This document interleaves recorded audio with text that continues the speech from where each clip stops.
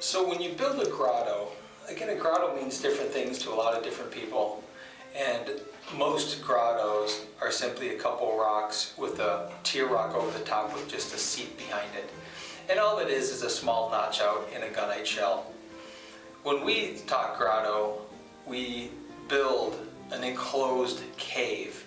So technically our grotto is technically a cave with an entrance with some seats and something happening inside.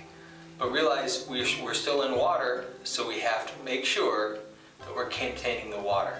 In this particular case, we're using materials to carve the surface and create the detail, but we also have to be aware that we need to seal the shell. So the bottom half, which would be underwater, is plastered and sealed like you would normally plaster a gunite pool, but then we add the eco-finish surface over the top of that.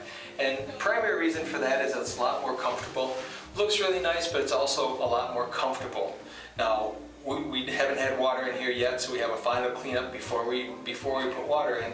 But this surface is a nice slip-resistant surface. The kids can sit in here, playing here, because I imagine they'll be walking on the benches and they'll be doing all these different things.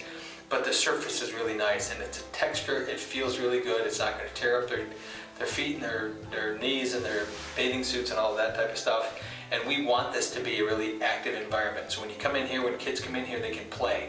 And there's a cool echo, so you can yell and scream and create that echo and do all of that type of stuff. Plus, if the waterfall is running over the window, it becomes really loud in here. So part of thinking all of those things through is that we also want it to be comfortable and safe for the kids. And by using the eco-finish, we really are able to achieve that in what we're doing. Plus, then we're able to give it that extra amount of seal so that we don't have any water loss through this part of the project.